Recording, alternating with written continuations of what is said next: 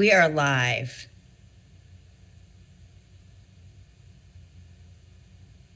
Thank you, Dr. Evans. And we have a quorum. Yes, we do. Would you like me to call roll?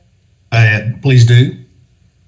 Dr. Blanton, Dr. Bullock, Dr. Dempsey, Present. Dr. Fleming. Present. Thank you. Ms. Edwards, Present. Dr. Graham, Present.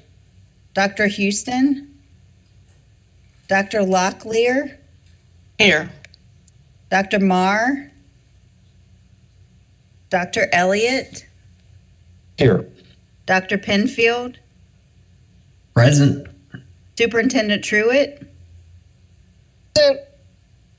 Ms. Carper, Here. Dr. Holland, Here. Dr. Weddington, Dr. Griffin, Mr. Smith, Present. Mr. Patton. We have quorum. Thank you, Dr. Evans.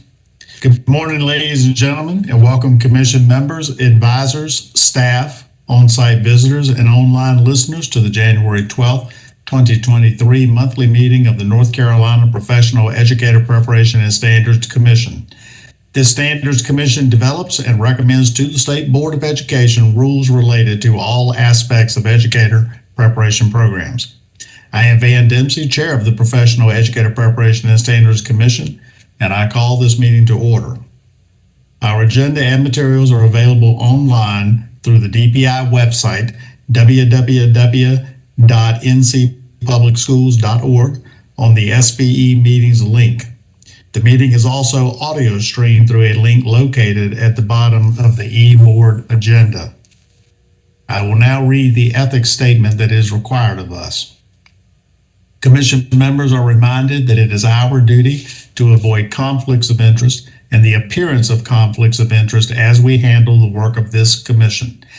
Does any member of the commission know of any conflict of interest or any appearance of conflict with respect to any matters coming before us at this meeting? If so, please state them for the record. If during the course of the meeting you become aware of an actual or apparent conflict of interest, please bring the matter to the attention of the chair. It will then be your duty to abstain from participating in discussion on the matter and from voting on the matter. Commission members, you have had an opportunity to review the proposed agenda for today's meeting. Do I have a motion to approve this agenda for the January 12th, 2023 meeting? Motion to approve, Anthony Grant. Second, Randy. Thank you both for the motion and the second. Is there any discussion? All in favor of approval of the minutes, please say aye. Aye. Aye. Opposed? Thank you all. The minutes from our previous commission meeting on December 8th, 2022 have been prepared and made available to you. Do I have a motion to approve these minutes? So move, Connie. Second. Second, Catherine. Thank you both. Any discussion of those minutes? All in favor of the motion to approve, please say aye. Aye. Aye. Opposed? Thank you all. Now, Ms. Allison Schaefer, General Counsel for the State Board of Education, and Dr. Tom Tomlin will present the NCDPI and SBE updates. Ms. Schaefer. Thank you. Can you hear me? Can you hear me? Yes, we can. Okay. Yes. All right. I had my computer working yesterday because I was having trouble with the audio. Thank you. I was asked to share with the, I'm Allison Schaefer, General Counsel for the State Board and DPI. I was asked to share a PowerPoint that with Pepsi that we shared with the state board at its meeting last week. And the purpose of this was to, at the board's request, to talk about what statutory and rule changes needed to happen in order to establish a pilot program. So your staff here at DPI decided that it'd be good for you all to hear that as well. So I have Kim running the PowerPoint, so she's going to help with this along. So first of all, the first thing we're going to talk about is the current status of the licensure statutes. Next slide, please. So for those of you who are new to this or are unaware of this, or for our audience, that Article 17E of Chapter 115C, the North Carolina General Statutes, are where the licensure requirements are found for public K-12 school administrators and teachers. Again, those are statutes that are enacted by the General Assembly. Next slide, please. Among these things, I'm just going to pull out some things that are important for you all to consider as you do this work on licensure. The statute provides that the entire control of licensing for professional educator positions is with the State Board of Education, and it also requires the State Board adopt rules for issuance, renewal, extension of all licenses, determine and fix the salary for each grade and type of license with which it authorizes. Next slide, please. Further, Pepsi has an important role in this statutory scheme. It requires the state board to receive statutes require the state board to receive recommendations from Pepsi and seek input from the UNC Board of Governors, the community colleges, educator prep programs, and private agencies as necessary. Next slide, please. One of the specific things the statute requires is that the State Board of Education has to establish a fee schedule for license seekers. We have that, but that could vary depending on what you all decide to recommend to the state board in the next few months. Next slide, please. Another mandate is that specific applicants for a continuing professional license or residency license, or people who are applying for residency license or an ILP, initial professional license, in order to achieve a permanent license, they need to pass a standard exam. So that's statutory currently. Again, the next statute specifically says the state board cannot convert an IPL or an RL to a permanent license unless the exam has been passed. Next slide, please. And I'm going to go through these quickly because this is what's currently in place, and most of you are familiar with that, but it sets the background for what I'm going to talk about. The current statutes also require the state board to adopt rules for the issuance of specific classes of license, and those are the ones we're currently working with. A CPL, or continuing professional license, an emergency license, an ILP, which is an initial professional license, a limited license, and a residency license. Right now, those are the only licenses that the state board can authorize without statutory changes. So here we go to another part of the requirements currently is that almost every license requires a bachelor's degree before and with relevant coursework to teach, except in career and technical education areas. The state board can establish criteria alternative to a bachelor's degree that has to do with someone's service in the field. So, for example, if you have someone who's teaching electrical work, then you can demonstrate your experience in the field or other licenses just for the CTE areas. Next. Okay, so the state board has licensure rules and policies in place. I'm not going to say too much about that, but if you'll just go to the next slide, please. Basically, there are very lengthy regulations in place that are detailed, and they're very much tied to implement the current licensure statutes. So the current regulations talk about what it takes to have a residency license and an ILP and to obtain a permanent license. And again, that's very tied into the current statutory scheme, and those are binding. on the field as well if they're in administrative regulations. So we need to look at how to deal with those as we look at changing the structure of license. Next. The state board also has policies regarding licensure. Those are easier to change than rules. So rules cannot be changed except by changing the rule. And it's a very long process and it takes about a year. So the policies the state board has can be changed within several months, but it's still cumbersome to change all these things as we go through considering a new process. Again, those policies are closely tied with the current statutory structure because that's what we have to implement and that's what we're tasked with implementing currently. Next slide, please. Okay. Again, very quickly, Pepsi, go ahead and go to the next slide, please. The state board has received ultimately, and all of your Pepsi members know this part, the recommendations from outside groups that came and also other people in the field. There's been a lot of brainstorming across the state about how to deal with the teacher shortage in classrooms and the lack of perceived to be pay that needs to be augmented in order to attract and retain teachers. So the state board asked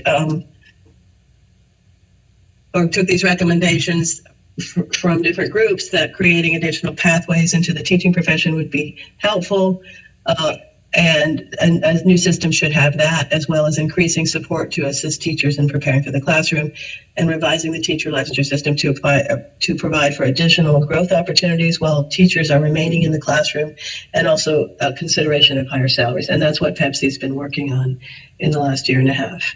As you know, it's February 4. This matter was referred by the state board chair to Pepsi, and you all have been working on this issue for the last year and a half. Next slide, please. At its November and December meetings, your chairman, Dr. Dempsey, presented your blueprint, which included 10 items. I'm not going to go through those because you guys adopted those. If you'll go to the next slide. Next slide. So those are the items in the blueprint. This PowerPoint is available for anyone who wants to download it.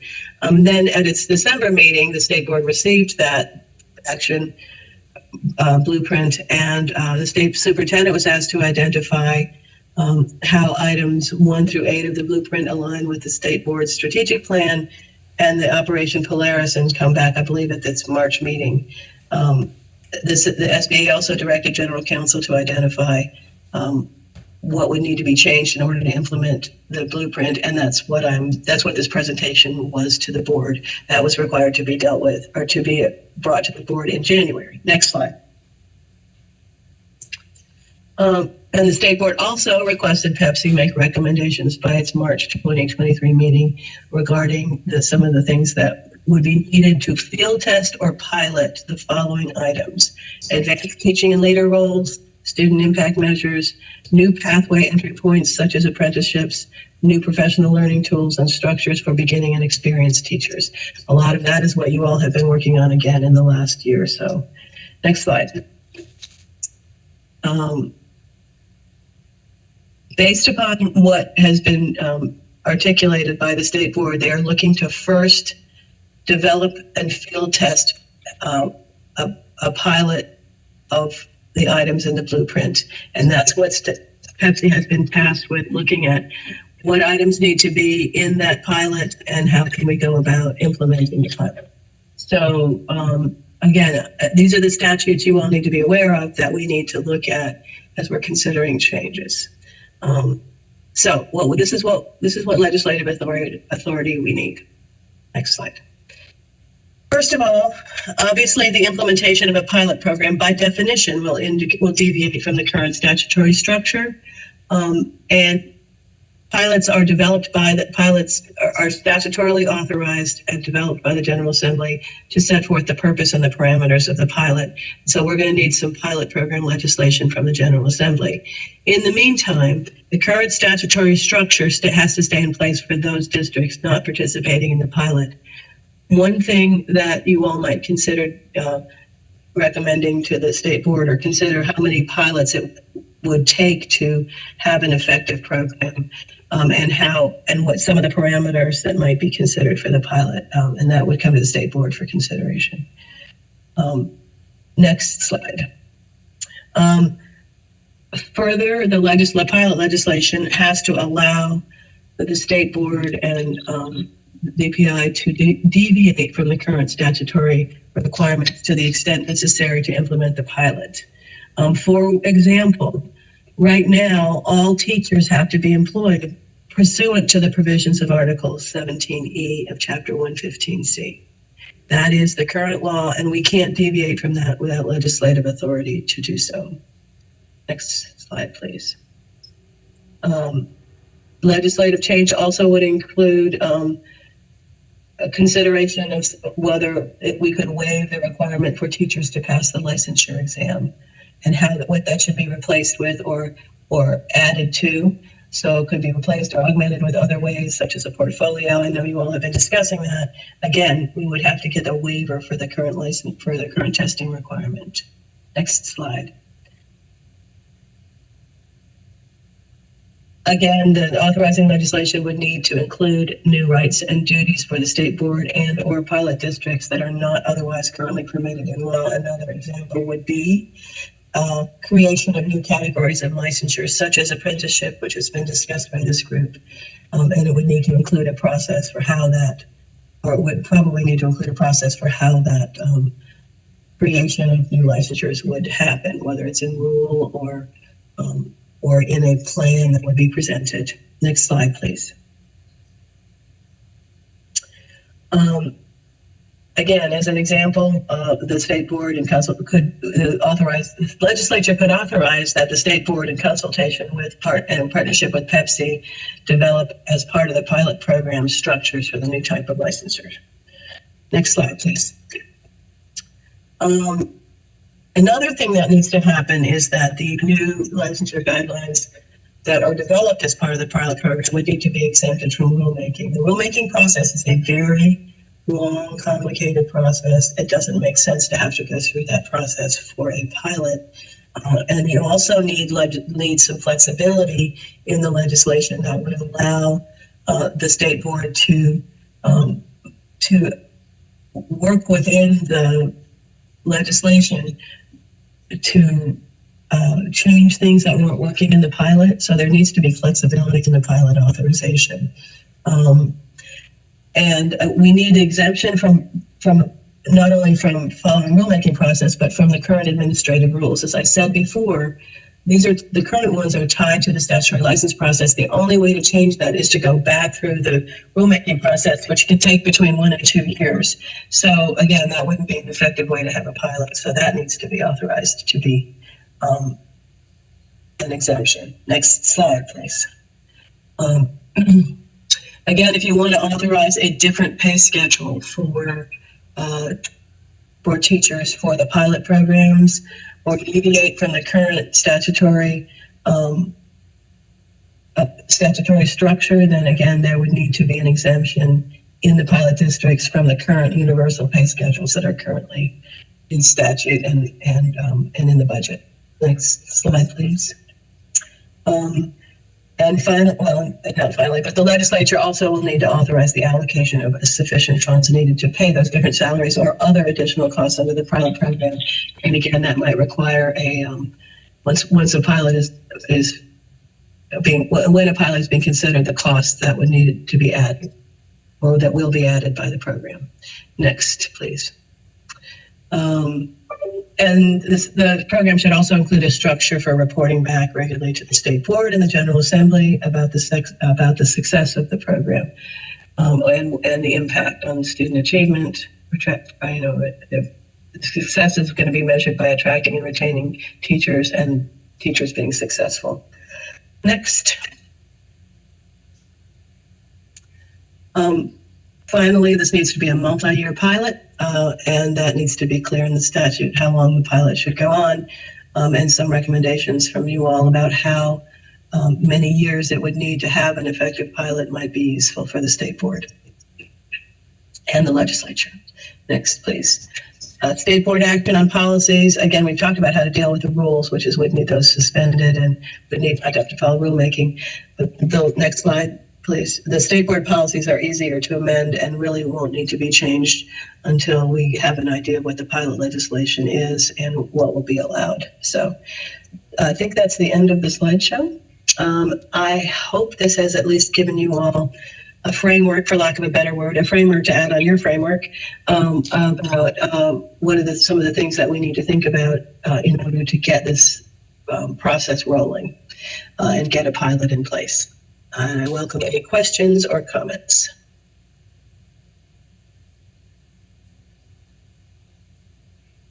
Any questions? Chair Dempsey, Yes, ma'am. this is Catherine. This is, I think, more of a comment than a question and just kind of food for thought. I hear an awful lot of the state board asking Pepsi to do work and want to be cognizant of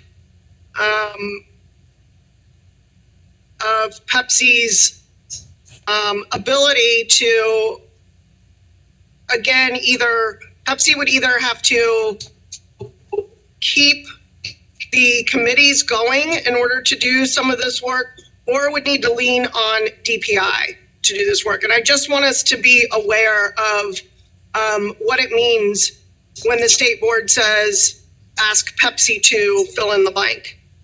Because I don't, I want to make sure that that workload is not inappropriate for Pepsi. And if I could just say, I think the state board was very specific in its motion at its December meeting or its January meeting about what it was Pepsi specifically to look at. So that might help narrow that down. Thank you. Thank you both. Thank you, Dr. Stewart.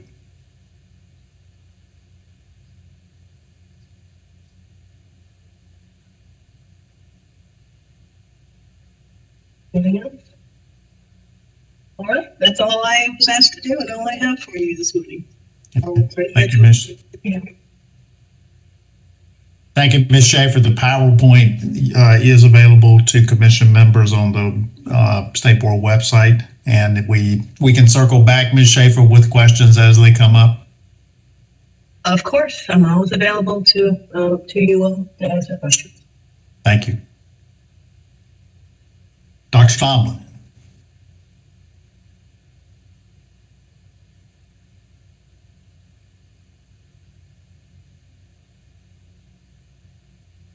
Dr. Tomlin, you are muted.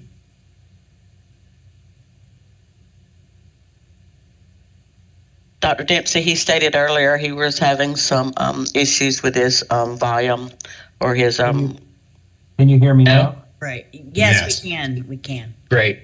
Thank you. I just have a quick clarifying question for Ms. Schaefer.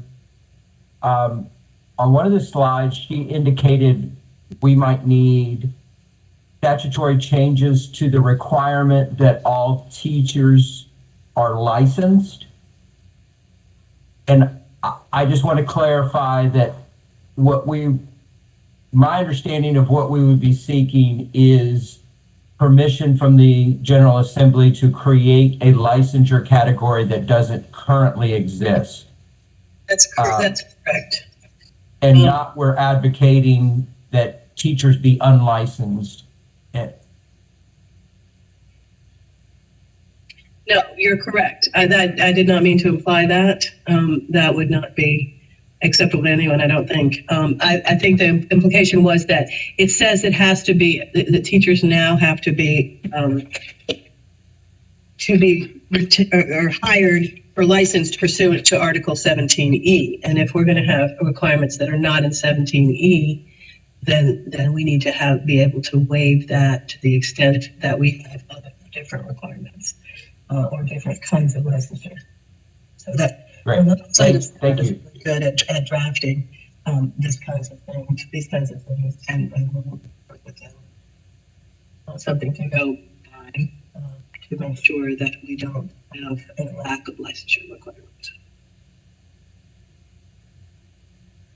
Ms. Schaefer, you faded in part of that answer, but I think the core is in order to pilot new licensure proposals, there has to be the flexibility from the General Assembly to do that. So it's not the elimination of existing licenses, it's piloting new ones in the pilot districts.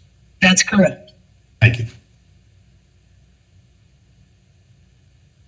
Dr. Tomlin?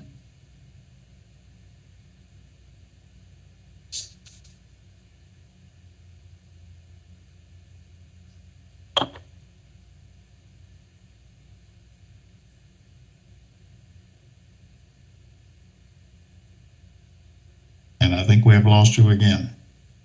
I think I'm here. There you're back. Okay. This is a bad day for technology issues. So, thank you, board member, commission members. I am going to review the LICN 001 general licensure requirements that were presented to the State Board of Education in January. With the leave of the chair, I would like to be brief with this since these are changes you recommended and I'm just reiterating them to you. There is a point of some clarity that we need to make and an issue that was raised after the Pepsi meeting that we want to make everyone aware of. And I will address that in this presentation. So there were three overriding rationales for making these policy amendments. The first was to provide clarity to the field. Second was to align with current statute. And the third was to provide better readability and organization for the policy. Dr. Evans, this is fine. So most of this is formatting and reorganization, and I will give that a very light touch. We'll talk about IPL conversion to a CPL, the residency license, and how we've kind of given that its own separate section and made some clarifying statements around that, the issuance of that license. And then briefly touch on emergency license and limited licenses. So this was just formatting. We moved all references to residency license out of section 1.20 and 1.20A and C, and we moved those to 1.60.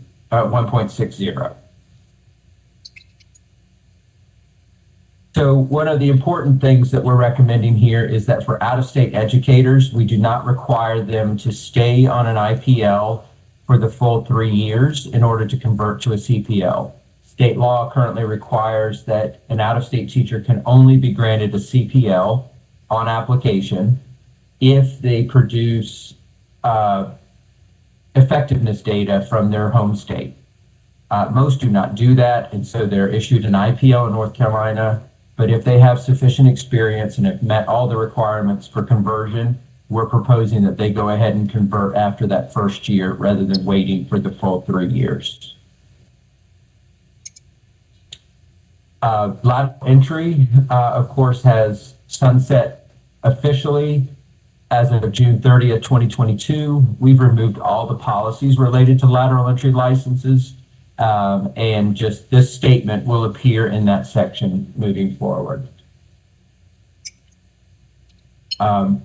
Residency licenses are only issued at the A level, but they may qualify for graduate pay experience if the applicant qualifies. So one really important thing that we need to clarify with the field is that if a individual holds an RL or has held an RL in the past, they are not eligible for any of these temporary type licenses, and that includes the permit to teach or the emergency license. So a question that has come up is if I previously held a lateral entry license and I want to convert that to a residency license in the same teaching area, what are those requirements to do so?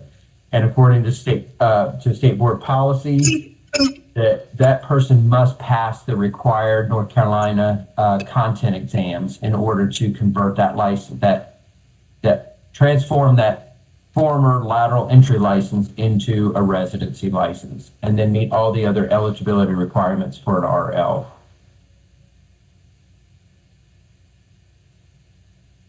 We are recognizing in this policy that folks who held a prior lateral entry license but may be applying for a residency license in a different subject area may qualify for that RL without testing, content testing. They can qualify by 24 credit hours. So this is the issue that we recommended, and that is that residency licensed teachers may renew their license twice, but they can only do that within the 3-year span from the initial date of issuing the license. So, in other words, if a teacher applies for an RL and they teach a year and then they take a year off, can they renew that license again after that, taking that year off? And the answer to that question is yes, but those renewals have to occur within the 3-year window of the original issuance of the license. This has been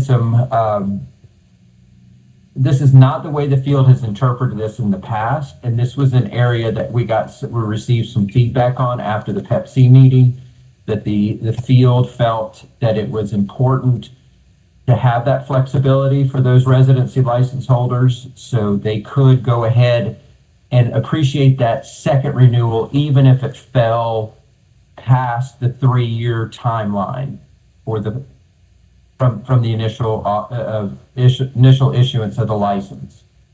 So the issue that we see at the state agency is that these people still have the requirement to pass the test within 3 years of being issued that license.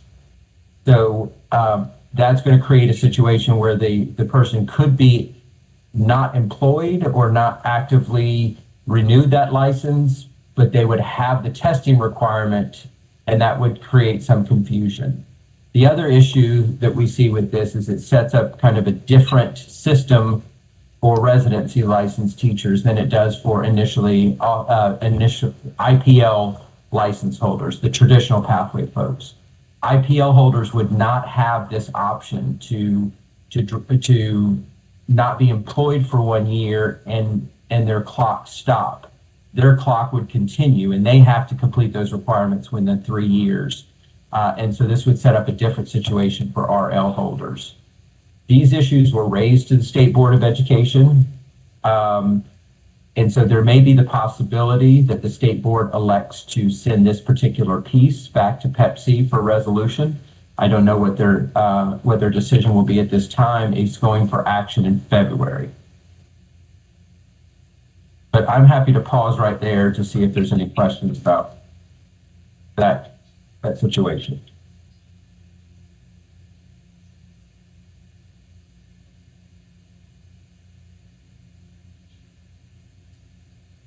All right, hearing none.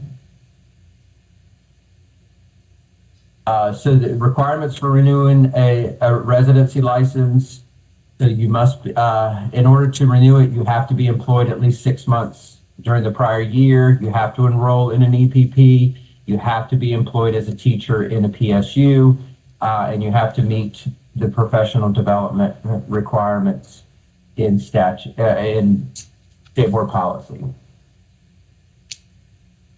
So this is clarifying that an individual may renew the residency license for either the second or third year within 3 years of the effective date of the original residency license. For this particular piece of policy, if the board elects to send back that particular item, this would be affected as well. We'd need to rewrite this policy or make a different recommendation for that piece. This section is clarifying that in order to convert a residency license to an IPL or a CPL, the individual must complete all requirements, including North Carolina State Board of Education required licensure exams. this is an issue in the field, a known issue in the field. Some folks will complete their programs for the residency license, but not complete the testing requirements. And according to the statute, they cannot convert that residency to any other license until they meet all the requirements.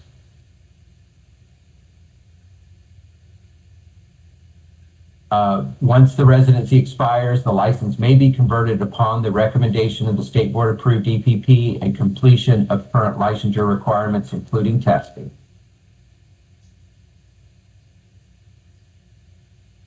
So this piece of policy indicates that if one holds a residency license, you may add another license to that residency license, but that addition is another residency license. And that residency license must be cleared according to the requirements as listed in other policy areas. A residency, you cannot attach a provisional to a residency license, is what this is saying. I'm so sorry, I can't see the hand raising. Right. Chair, I will pause for you to recognize a question if you'd like. Yes, please. If you have a question, I'm checking the chat. Hey, good morning. This is Marcy. And I'm sorry to interrupt you, Tom. And but I did want to back up and I shared with you and the chair and vice chair my concerns about the residency license being limited to the 3-year window from the initial license. But I want to just explain where that concern came from, because you made reference to the fact that if the state board sends this back to Pepsi, when the original law was passed around the residency license, it was shared at that time with school districts that an individual who went on a residency license, because it is year to year, and it's not like the old laterals that were issued for 3 years at a time, but it is year to year, and it requires enrollment every year, verification of that, and employment every year. So this could potentially be a positive for districts and teachers who maybe try it for a year, decide that they might want to go to school full time, or they might want to be a teacher assistant for a while to get acclimated, and then they could come back and get there 2 years later. And so it didn't hem them into a specific 3-year window. And that's great. Some people have taken advantage of that over time.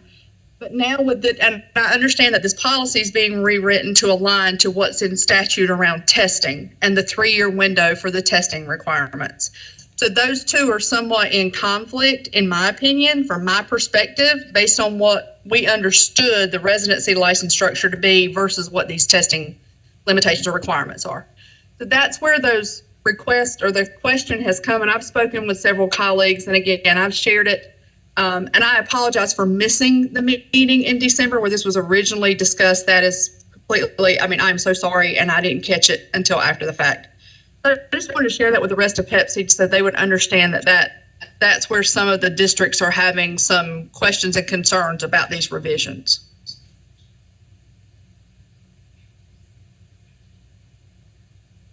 Thank you. Dr. Tomlin, I don't know if you wanted to respond to that or if there are other questions at this point.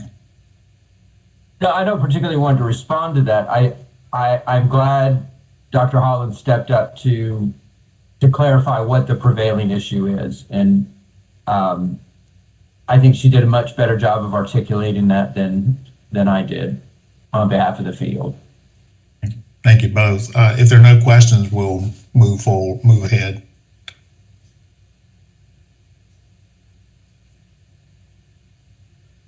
I think we covered this. This simply says that in order to convert, you have to meet all the requirements in order to convert the residency license to an IPL or a CPL. This is a reiteration that if you had a prior lateral entry that's expired and you're applying for an RL in the same teaching area, you must pass the State Board of Education required content exams in order to convert that license. However, if one seeks an RL in a different subject area and you from the previously expired lateral entry license or another residency license, You do not have to meet the testing requirement up front. You could qualify for that license with 24 hours of relevant coursework. So we needed to clarify this because there was some confusion in the field and even confusion among licensure staff. And we have found that some RLs were granted for folks who had an expired lateral entry previously. And so in order to address this issue, we have recommended to the board that the board provide a waiver to those folks who were issued those licenses, those RLs, inappropriately without the testing, and to notify them that they have until June 30th, 2023 to satisfy the testing requirement, or the residency license is not eligible for renewal. This provision only applies to the 22-23 fiscal year. Permits to teach. This is clarifying that permits to teach, regardless of when they are issued, at what point in the fiscal year they are issued, they always expire on June 30th of that same fiscal year. A candidate does not get a full calendar year of the permit to teach. They get from whatever time it was issued until June 30th of that fiscal year. And this is mirrored in the emergency license application. Regardless of when that emergency license is issued within the academic year, it shall expire on June 30th of that same fiscal year. And I'm sorry, I jumped to the next slide. There we go. And then finally, limited licenses. We're clarifying that in order to qualify for a limited license, the candidate held a lateral entry license but failed to fulfill the examination requirements after 3 years of licensure. And those are the policy recommendations that the board is considering. We will return to you next month with what their decisions were from the February board meeting. Thank you, Dr. Tomlin. Any questions or comments?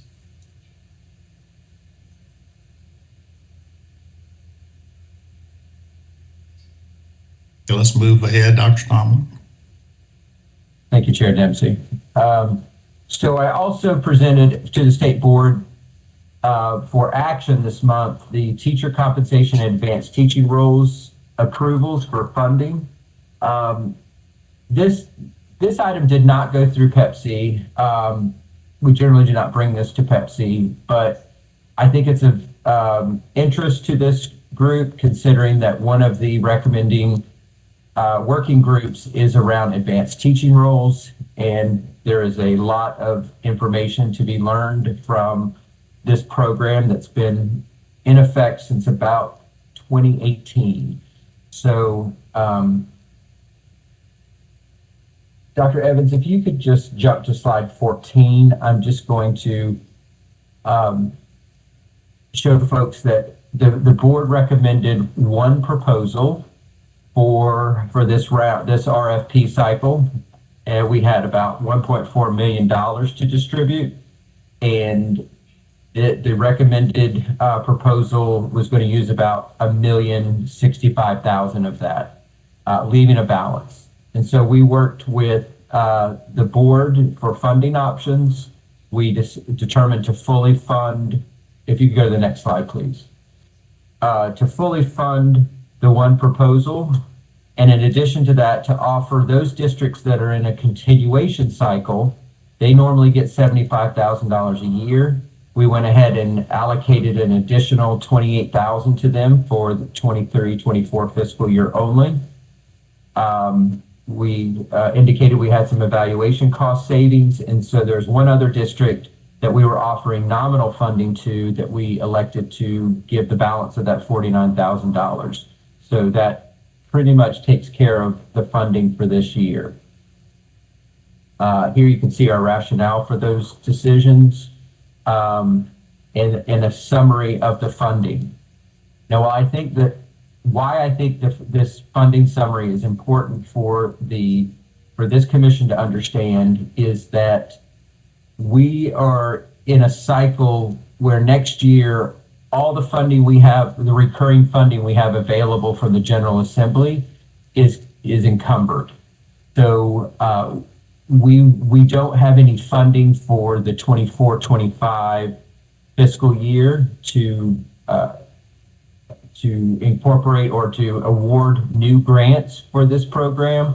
So we are making that an issue with a legislative request this year for some additional funding and make them aware that we're in a year where we don't have, all the funding is encumbered currently. We think this will be particularly important for any kind of piloting that might move forward with especially concerning advanced teaching roles as part of the overall program. And I'm happy to take any questions about that.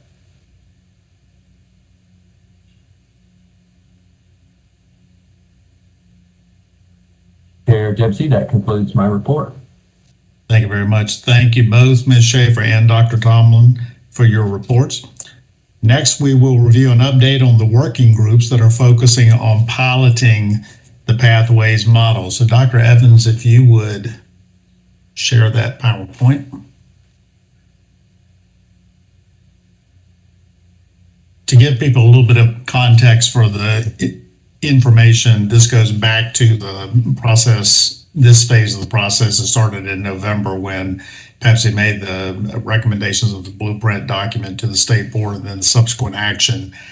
This is an overview and hopefully suggestions and parameters for how the work groups can move forward. But as you will note in the slide, the request from the State Board of Education in December of 2022 that we received the recommendations on policies and or rules that would be necessary for field testing or piloting in these 4 areas that came from the blueprint document that we recommended to the State Board of Ed. The State Board of Education has asked us to report on those recommendations no later than the regularly scheduled State Board meeting in March of 2023. So we have begun that part of the process. Ms. Evans, Dr. Evans, if you would go forward. For the working groups that had been created around each one of those areas we received from the state board, the meetings are set for each working group in January and February. I want to thank Dr. Evans for helping me and Dr. Fleming for getting those organized and set up. Co-chairs have been selected and have accepted those roles, and planning has begun for the January meetings of those work groups. Working group outcomes that we have articulated in a message that went out, I think, last week from Dr. Evans. But our task over the next 2 months in each of the work group areas is to develop basic recommendations to the state board in the pilot areas. This is not intended to be a global and comprehensive outlining of the operations of the pilot. Is to give parameters and recommendations to the state board that they can use to then engage in the interaction with the General Assembly that Ms. Schaefer referenced earlier. Work groups should use, but not be limited to, the draft work that we have done over the last now almost 2 years relative to the Pathways model. So components of that draft in the different sections that may be helpful to the focus of each one of the work groups should be used, and then work groups can go beyond that language. But we certainly should use that draft as a resource in how we pull together the recommendations now for the state board. Dr. This point to go. Dr. Yes. Ms. Schaefer has her hand raised. Please. Just a quick question. We're happy, the legal team is happy to support you all as necessary. Do you believe that you need us to attend the work group meetings? Or you can discuss that with staff if you want, but we're happy to do that. We just want to know. I just want to say that I've invited Allison, Ms. Schaefer, to all of the work group meetings. Ms. Schaefer, if Dr. Dempsey would like, I can add other legal counsel as well. Well, do you need me or someone? I guess the question is, do you need us to attend the work group meetings? And you believe you do? Is that what I'm hearing? Dr. Dempsey. I'll leave that to you. Well, I'll go ahead and say now, in light of that comment, and also to refer back to Superintendent Truitt's comment earlier, each of the work groups and their co-chairs should lean on DPI and, as Ms. Schaefer just suggested, legal counsel to the extent that it can help accomplish the work that we have to do over the course of particularly the next 2 months, but over the long term. And work groups should reach out through Dr. Evans and me if for any assistance that we can go to DPI and the State Board Legal Counsel to pull into this work. So absolutely, if the work groups need resources, if they need to have questions answered, they should reach out through the chairs to do that. So thank you, Thank you, Ms. Schaefer, for that comment. I think we're on point 3. At this point, the goal is to focus on the key components that would be structural elements of the pilots. It is not yet necessary for us to go deep into operational detail that will come when the pilot districts have been identified. So much of the operational detail of the pilots is going to be situated and contextualized with where the pilots are located. Please refer to and use as helpful the notes that were shared at the December Pepsi meeting. There was a document that had a summary of the process. The second page has cues that we pulled from the interactions the work we've done so far in Pepsi, and then the interactions with the state board up to this point. So use those cues that are in that document, and Dr. Evans can share that again as needed to help frame the language.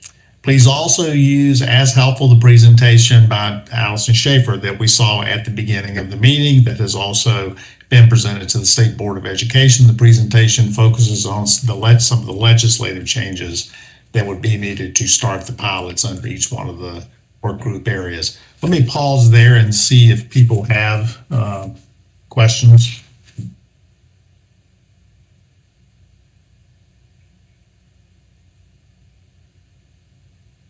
Dr. Evans, do you see any hands in the?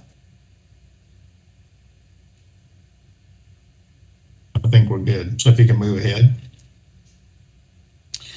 In the document that we are reviewing, you will see the members for the co-chairs and members of each one of the work groups. These are people who have confirmed participation. There are more people that have been asked and invited to participate. We have not received confirmation, so there could be additional participants in this as people respond to our request for participation. You will also see, if we could just go ahead and walk through the different groups. As we put the groups together, you'll see Pepsi members co-chair each one of the work groups. The work groups are working with the Pepsi members who co-chair each to bring the recommendation language back to Pepsi for review. We reached out to people from teaching, K-12, from districts, administrative positions, people at DPI, people at the university, public and private universities, community college, to populate the work groups. And then we tried to be strategic about the alignment of expertise with the focus of each one of the 4 working group areas. And this document is available in the Pepsi materials.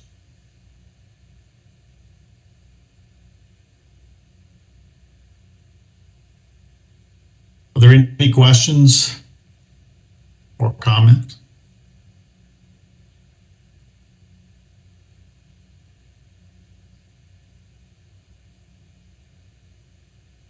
I'd like to reiterate 3 points in this, or a few points in this. Number one, please go back to the draft document that Pepsi has worked on for 1.5 years to the extent that that language and the components that are in that may be helpful to the recommendations that the work groups will send forward. Number two, this is an opportunity for the work groups, the members of the work groups, to articulate the recommendation language that the work groups believe will be important back to Pepsi. So I hope everyone will understand both the opportunity and the responsibility for crafting that language sits within the work groups. We should lean on DPI staff and legal counsel staff as needed and determined by members of the work groups. Each one of the work groups will have connections. I'll go back to the advanced teaching roles as an example where there are existing pilots or there are existing initiatives. Those existing pilots and initiatives should be informative to this process, but we have a broad base of information and experience and expertise in each one of the areas. And so work group members should be intentional about drawing on that expertise and that knowledge and offering back in the recommendations, the constructs that are important in each one of those areas. And we are, I believe it's safe to say, we are clearly engaged in a progressive process. We will recommend back to the State Board of Education the language that we have been able to develop that the state board can use for their work, that their interactions that will occur both in determining policy changes, but also with the General Assembly. And so our goal is to focus on basic language for the recommendations and to focus on recommendation language, declarative recommendations that we would ultimately submit back to the state board. I'll pause there. Dr. Evans, I think we've covered sort of the logistics of getting to this point. Anything that I left out that you can remember? I don't believe so. Thank you. Thank you. And are there any questions?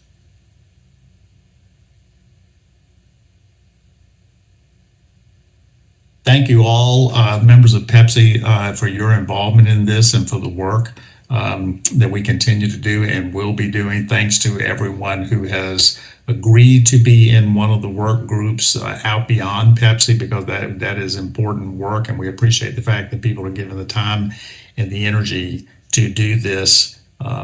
So thank you all for the work you have done and the work that you will do. If there are no questions or comments, check.